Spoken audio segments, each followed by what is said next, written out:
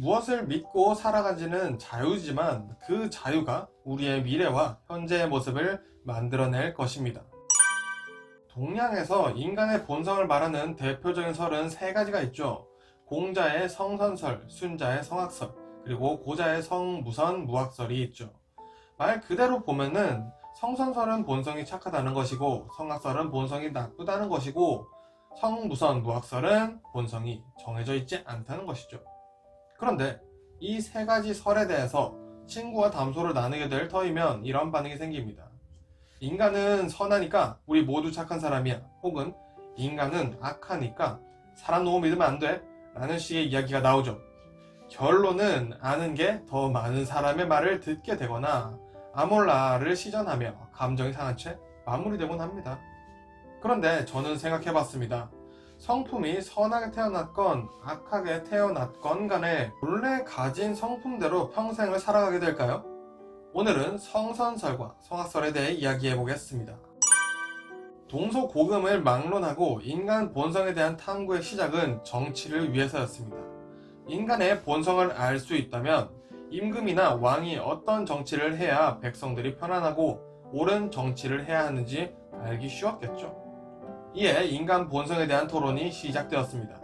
하지만 정치를 위해 시작된 토의는 우리의 생활 속에도 적용되기 시작했죠. 사람들은 받은 배려나 선행 혹은 배신, 사기 등의 경험과 학습을 통해 인간의 본성을 느끼게 된 것이죠. 그런데 재미있는 사실이 하나 있습니다. 사실 이 세 가지 설 모두 인간의 본래 성품을 어떻게 보던 사람은 선하게 살아야 한다고 이야기했죠. 즉, 시작은 다르지만 결론은 선하게 살도록 노력해야 한다는 것으로 마무리되어 왔다는 것이죠. 그렇다면 우리는 어떤 마음가짐을 가지고 살아야 할지 고민해봤으면 좋겠네요. 앞서 말씀드린 것처럼 사람의 본성을 논하기에는 각자의 논리나 경험이 바탕될 것입니다. 그래서 저는 제 경험과 이야기의 객관화를 해볼까 합니다. 사람들에게 받은 사랑과 배려가 많은 사람은 성선설에 가깝겠죠. 그와 반대로 사기, 배신, 시기를 받아온 사람은 성악설에 가깝겠죠. 그런데 성선설을 믿는 사람이 다 선한가요? 성악설을 믿으면 다 악한가요? 또 그렇진 않죠. 정말 쉽게 이야기할 수 있는 부분이 아닙니다. 하지만 간단하게 생각해 볼까 합니다. 여러분들 주변에 악한 사람이 있는 게 좋을까요? 선한 사람이 있는 게 더 좋을까요? 당연히 선한 사람이 있는 게 더 좋겠죠. 그렇다면 여러분들 주변에 있는 사람들도 자신의 주변에 선한 사람이 있기를 바라겠죠. 자, 그럼 여기서 스스로가 어떤 사람인지 고민해 볼까요? 본인은 알고 있습니다. 내가 선한 사람인지 악한 사람인지 말이죠. 만약 내가 선한 사람이라면 주변에 선한 사람이 많을 거예요. 악한 사람도 한두 명은 있겠지만 아주 친할 가능성은 낮죠. 내가 악한 사람이라면 주변에 악한 사람이 많을 거예요. 선한 사람이 악한 사람 주변에 있으려고 하지 않을 거예요. 그런데 나는 악한 사람인데 주변에 선한 사람이 많거나 혹은 선한 사람인데 주변에 악한 사람이 많은 경우도 있겠죠. 굉장히 걱정스러운 상황이 아닐 수 없습니다. 흰색이 검은색이 되는 것이 더 빠르니까요. 선한 사람이 어서 알아차리고 벗어나길 바라볼 뿐입니다. 자, 그럼 여기까지 우리 스스로 어떤 사람인지 알고 내 주변에 어떤 사람이 있었으면 좋겠는지 생각해 봤습니다. 결국 세상엔 선한 사람이 필요합니다. 당연히 악한 사람도 필요합니다. 빛을 느끼려면 어둠이 필요하기 마련이니까요. 하지만 내가 어둠이 될 필요는 없습니다. 악으로 태어났던 선으로 태어났던 본성이 없건 간에 중요한 건 선한 사람으로 살아야 한다는 것은 인간이 기록을 남기기 시작한 이래로 변하지 않아 온 논리이기 때문이죠. 결국 저는 우리가 살아가는 사회에서는 인간의 본래 성품은 무엇인가 라는 토의보다는 인간은 어떻게 해야 선하게 살아가려고 하는가 라는 토의를 해야 하지 않을까 라는 생각을 했습니다. 그럼 자연히 인간의 본래 성품에 대해서 이야기 나누게 되겠죠. 이야기가 궁극적으로 나아가고자 하는 방향이 인간 본성에 대한 것으로 끝나는 것이 아니라 그러면 어떻게 선할 수 있는가로 마무리되는 것이죠.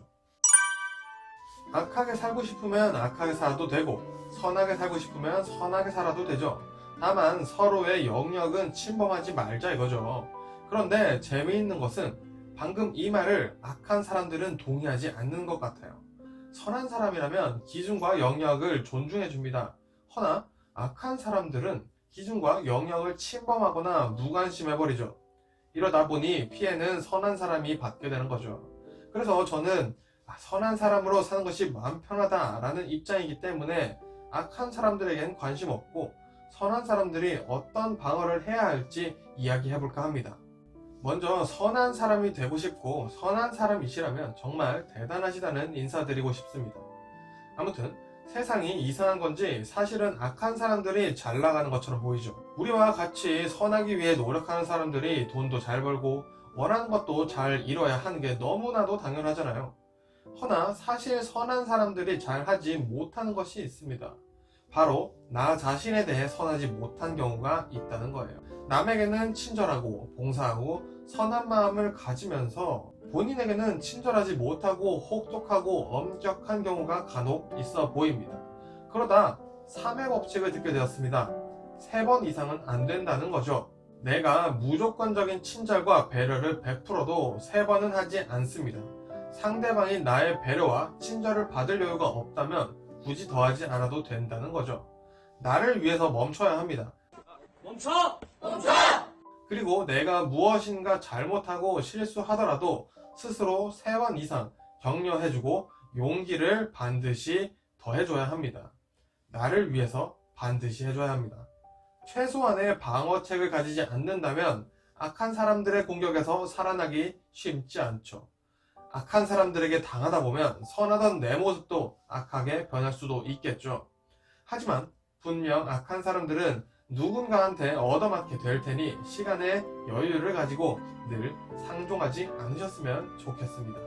우리가 하는 선택은 모두 자유지만 그 자유 속에 분명한 책임과 미래, 현재의 형태가 존재한다는 것을 명심해보며 내일의 살찐 저를 위해 오늘 밤 치킨으로 야식을 조지러 가보겠습니다. 감사합니다.